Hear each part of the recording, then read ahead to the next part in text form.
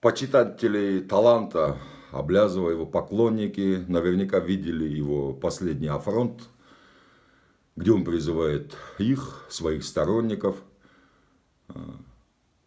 вступить в Акжол. Ну, в принципе, как бы все ничего, выборы на носу, все должны оживляться, все, кто хоть как-то участвует в политической жизни, а Аблязов последние годы это неизменный персонаж нашего политического театра. Такой Петрушка, который во всех представлениях участвует, балаганах, ярмарках.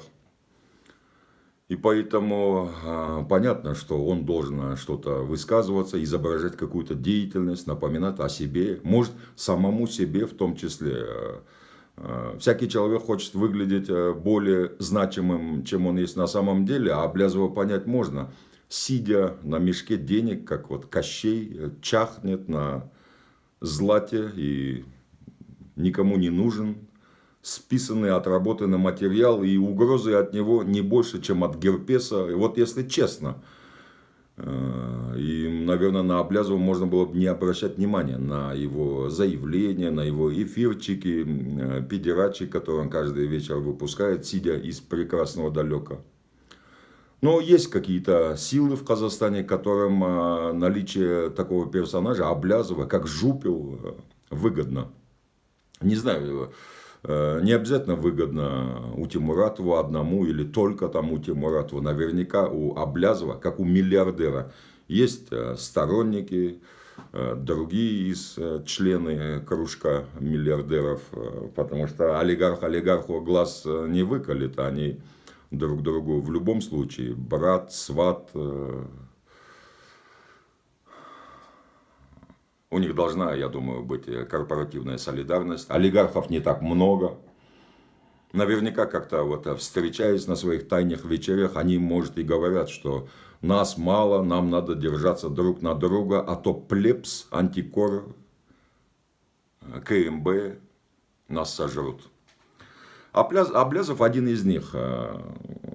Просто ему меньше повезло, ему пришлось бежать, покинуть страну раньше. Но если бы не это, он бы, я думаю, сейчас прекрасно бы себя чувствовал, сидя в правительстве, где-нибудь. Бежал, вынужден теперь что-то изображать. И это заявление Аблязова последнее вызвало, пусть и небольшой, но резонанс в казахских соцсетях. Кто-то уделяет слишком много ему внимания, говорят, вот, на Акжол Аблязов накатывает, Акжол теперь сдуется, ограничил прием членов, опираясь на фейки, на непроверенную информацию, на перевранное интервью, которое дал депутат Мажилиса от Акжол Берик Дүйсенбинов. Бывает человеческий фактор, СМИ врут, такова их ипостась.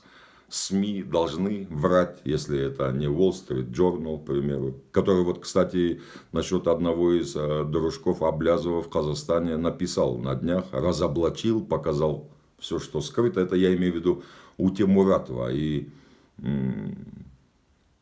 у Тимуратов, я не думаю, что Wall Street Journal что-то не так преподнес.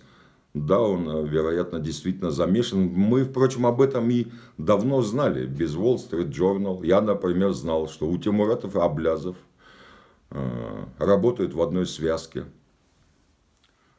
К сожалению, не один только у Тимуратов.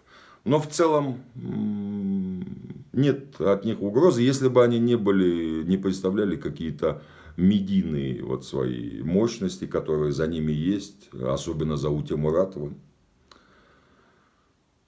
Если же возвращаться к Аблязову, я бы призвал еще раз, не демонизируя Аблязова, просто не обращать на него внимания, не воспринимать его всерьез.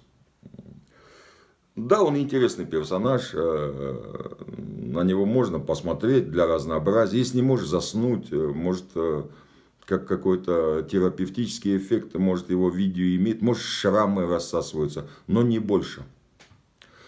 Касательно же Акжол, вы знаете, я вот буквально 5-6 дней как вступил в эту партию.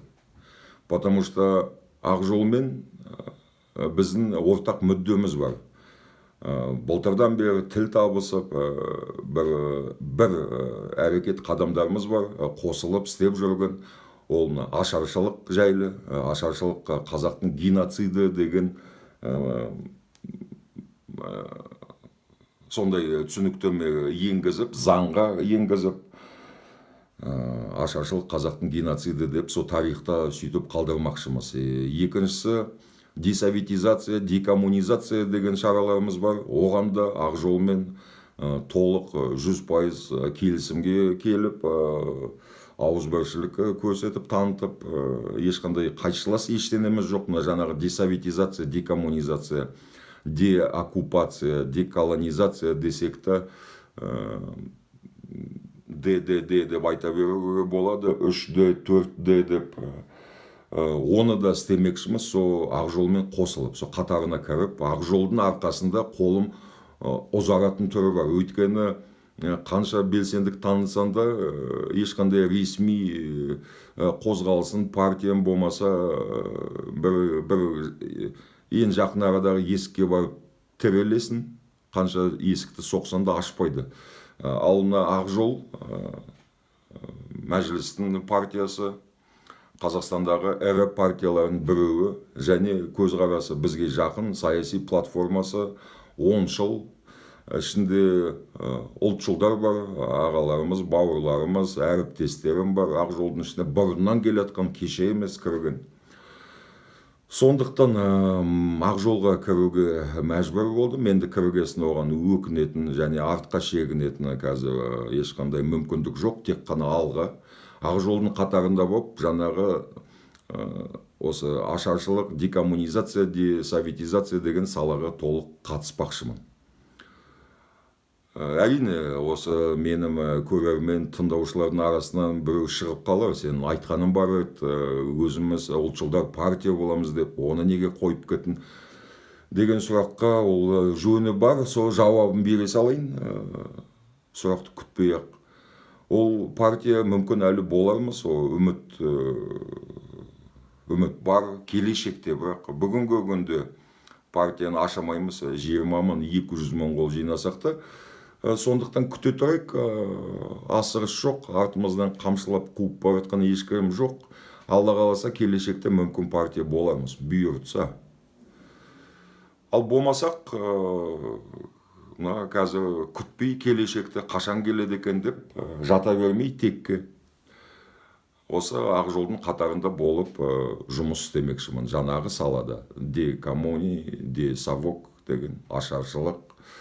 Сосын Ақжол партиясының қатарынан комиссия жұмысына қатыспақшымыз. Реабилитация басмачество деп Тоқаев айтып кеткен. Енді оны лақап аты ресми басқаша аталған құжат, реабилитация, саяси қуғын сүргін құрбандар реабилитациясы деп айтқаны бар, бірақ Хрущевтің кезінде кеңес одағы ұшырып біткен кезде, Қазақстан тәуелсіздік алған бірінші жылдарында реабилитация, біз мына саяси қуғынға түскен қазақтарымыз көбісі реабилитациядан өткен, 58-ші баппен сотталған, атылып кеткен басқалар. Ал бірақ жаңағы қылмыстық кодекстің ол кездегі Ресей Федерациясының қызыл Ресей разбой, бандитизм деп, вооруженный восстание деген қазақтар реабилитациясы қалған. Соған Ақжолдың арасынан қатарынан бірігіп істемекшіміз. Мүдде осыда, осы сайлауға мен депутат ештеңе, ондай депутат сымаққа барайын деп тұрған мақсатым жоқ. Тек қана осыған қатысу. Насчет Аблязова.